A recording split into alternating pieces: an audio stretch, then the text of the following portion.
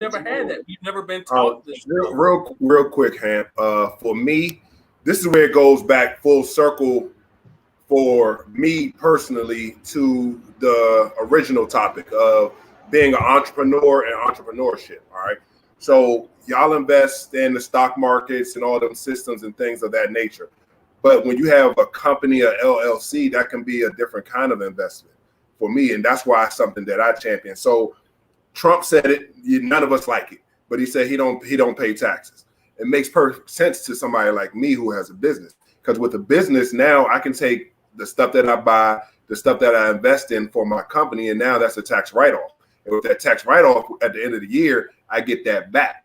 You see what I'm saying? So when you talk about the trust and the LLCs and putting all your personal stuff overall in your LLC and in your trust, it all brings back a return for you at the end of the year. That's why with somebody like me, I would champion the LLCs. When I turned 21, I started a company. And that company I basically used as an umbrella company where I can just say, okay, I can use the different tax codes and say, okay, I invested this, I pay for this, I pay for that in my company's name, and all that gets returned and it counters my taxes at the end of the year so that I get more than I would if I just had the taxes myself. But one thing you say, you get that back, meaning it's your money to begin with. It's an investment. So, what did you say? Investing. So I'm investing the money that I have. But wouldn't investing mean you're going to get money that wasn't yours? But if you're just getting write-offs, that was your money in the first place. And you're getting it back from the government. Yes, you're not really making more money. Yes and no. Well, yes because think about this. When we got these babies and you get $6,500 back and people are partying because they just got their taxes back, that's your money though. That's your money, but I mean, there's always the tax codes and the tax system. There's always a level at which you can get to where a certain amount will be returned. So in that you're not really fully invested into it. You know what I mean? And that's just what it's about for me. Well, I think we definitely need about incentives, Ham. Say again. I think Said is talking about incentives. Like, even though that is some of your money coming back because you are entrepreneur, because you are employing others, because you are utilizing particular tools, you get more than it's like you get more back. So, like, let's say when people be like, "Oh, Jeff Bezos ain't, paying the same taxes or the same percentage," you don't fucking have to. He's just like, I'm employing over 100,000 people. I am basically moving the world through my company. It's just like billions of dollars are going to the mouths of children through their parents in employment, whether or not you're in corporate or you're in the warehouse. It's just like all of that gets taken into consideration. And like your fucking taxes are going to be lower. They'll be lower. So, but hey, Alex, bring my brother back though, because I need to hear, because he has some stuff to say, right? And I want to hear what his advice would be, because he said something. He said, we need to stop acting like we can't learn this stuff. Why they keep turning the camera off? What the fuck are y'all doing in there that you got to turn the camera off every time y'all switch? Put him in the fucking bed.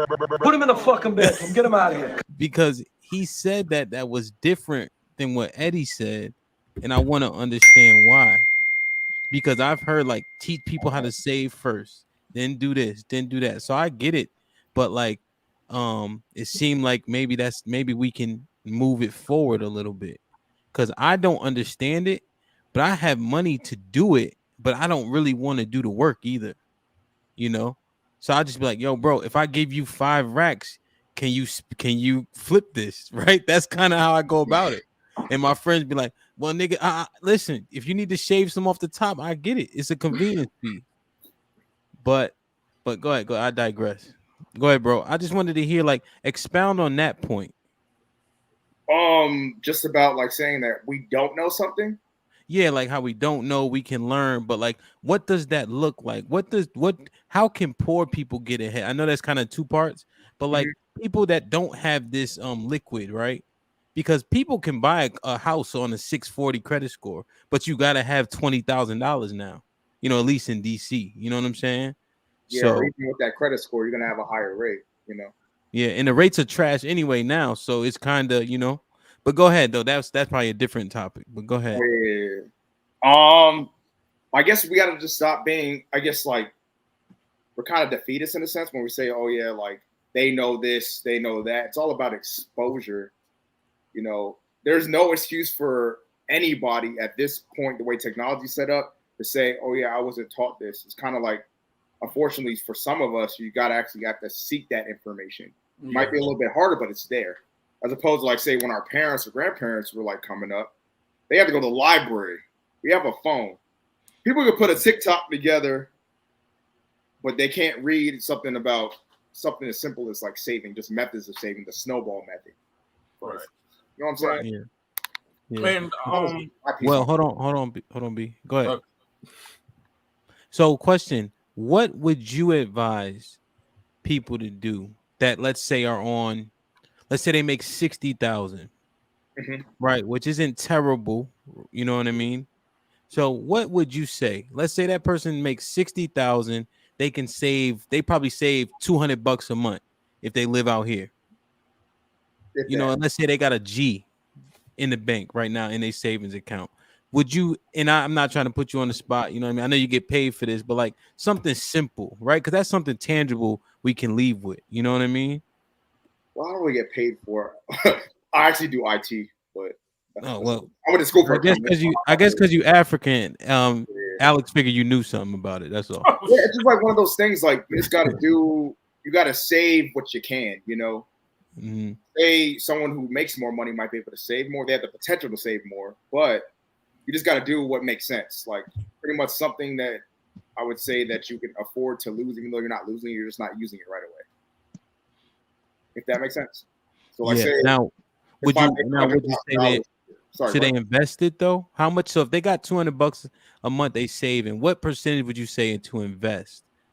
Don't invest anything that you can't afford to lose. Yeah, now that's true too. Yeah, like even you might have to find another avenue. It might be a little bit slower for you to gain money, but I know Warren Buffett always says get low cost index funds. Yeah, those are very hard to kind of. You have to do research to find those, but you know they're out there.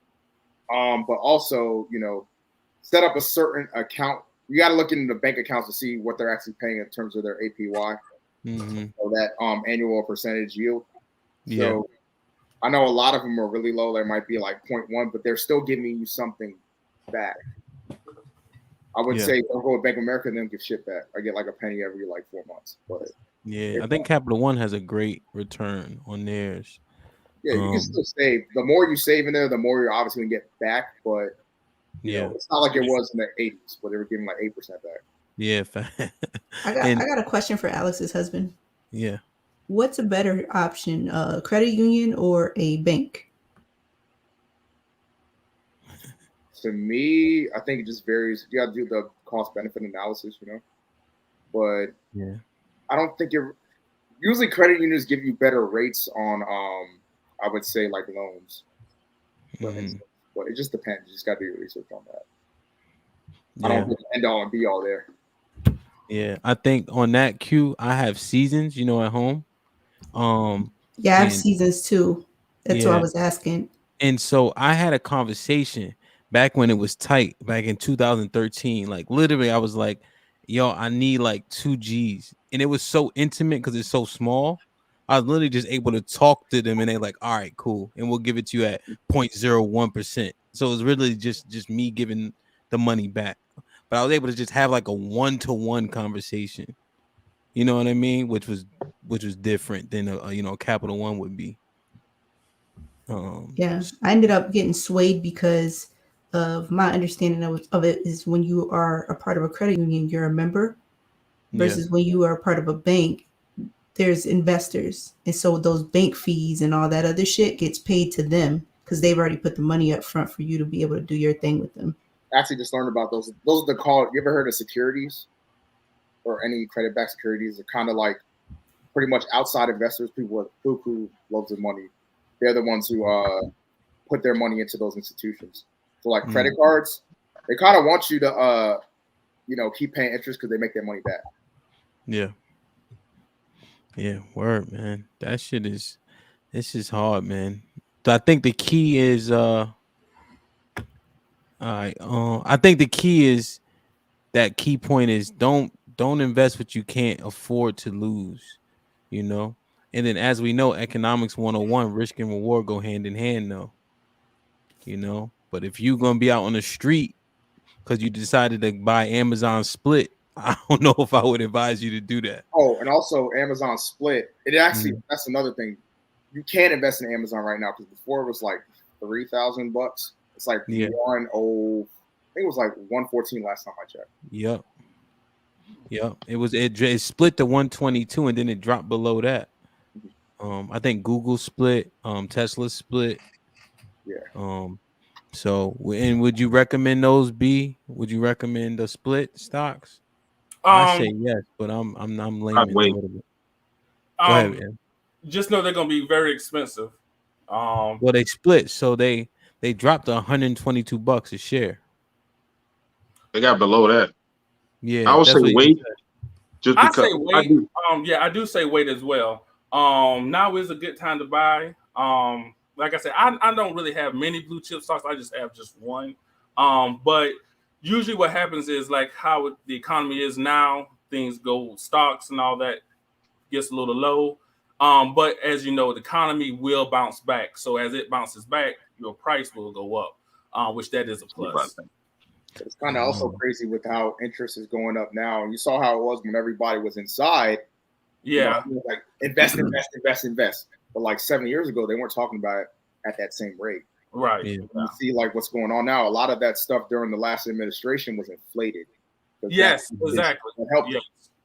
But like, see, they're kind of correcting it now because initially the rates were so low because of what happened in like I'm gonna say the Bush administration.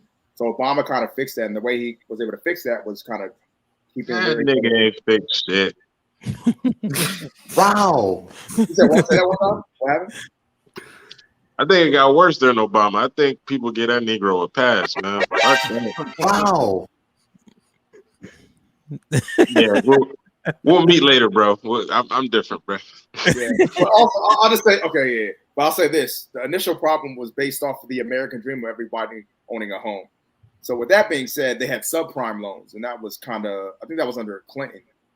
So that kind of fucked us. So back in 2006, that's when the housing crisis started. Is that Bush? Maybe Bush. Nah, it was Clinton. Was it? What's Clinton. That? 96? I think. I don't know quite the year, but I know it was under Clinton because that was like his big thing. Okay. Yeah, subprime. We got fucked with that. Yeah. Word. Yeah. Thanks, guys, for your time. I gotta get up. All right, bro. Interesting. Hey, man, like, share, subscribe, tell a friend to tell a friend. Alex back. Yo, Alex, y'all look alike too. Everybody used to say that. Everybody. Wow. Y'all baby gonna be our cousin. No. So, hey man, I'm genuinely like interested, and I'm proud of my brothers for knowing more, and I know that I need to know more too. So because I know a tiny bit, I just know when something sounds like bullshit though. I feel like I got a good bullshit radar, so I've been okay. But I tell you what, I got bullshitted on these weed stocks though. I bought like 5,000 shares of weed stock in 2012. Which one? I'm looking for vape. If you know anybody who worked for vape, I'm looking for y'all. Nah, they shut that down. Them shits is illegal now. Shits is bro, but they still up there for like a penny. Yeah, they gotta get rid of the inventory. Yeah, yo. Now there's a couple of cannabis stocks that are halfway decent, but the money you're gonna make in cannabis is the physical brick and mortar building. You actually selling it. Like putting it publicly as a stock. That I never bought that shit. I'm just like, nah, I can't smoke this stock. I want to smoke this shit. Like, you know what I'm saying? Like, nah, that's not gonna work. Yeah, well, they hit me. They bamboozled me, man. Oh, let me throw this in there real quick. Man. I don't own any stocks, but I manage options. So the fastest way to actually make money is options. And I know Nate said some stuff in regards to like learning this shit, but it's like that's probably one of the more complex things because you have to literally figure out what all those numbers and those lines and all that. Like I chart heavy on the weekends before I jump into the stock market during the week. And there's entry and exit points is really the thing. but that's really the more complex thing. So I don't own stocks, but I manage them through options, and it's the fastest way to make money if you really know what you're doing. Yeah, but Eddie, you just plugging that in. That need to be a whole. Yeah, I just want the options as another aspect of growing your money. Go to Come on, bullshit. man. All right. We needed that. We needed that, but then you done hit us with a fucking honey bun. It's 10:22. You know what I'm saying? So I know we didn't hit this, and I don't think we need to. I think we kept it on the more of on the positive side with edification, right? But I think that we can address this in a little bit of ways. I know that many of those stocks you can buy, as opposed to going to the Gucci store, buy Gucci stock. You know what I mean? There's one thing that public. Well, sorry, bad example. Any other white Italians that you put on your back, you can buy some of them stocks. I know a couple of them publicly The traded. ladies know this shit. LMFT, what is it called? They own a bunch, yeah. Louis Vuitton. They own what's Rihanna shit. They own all that shit. Mm-hmm. So maybe try that as opposed to spending your $1,000 at the store. Even like alcohol, right? Alcohol is like bulletproof. During the recession, people still drinking. Prohibition was a whole thing, right? Back when they outlawed it, and it kept on ticking. You know what I mean? So maybe buy some Jack Daniel's stock or something like that. I don't think what's the black owned? I forget the whiskey, but I don't think they publicly traded. But you know what I mean? Maybe position your money differently. So listen, man, I don't really like Jerry Springer, but I do like one of his constructs. Miss A.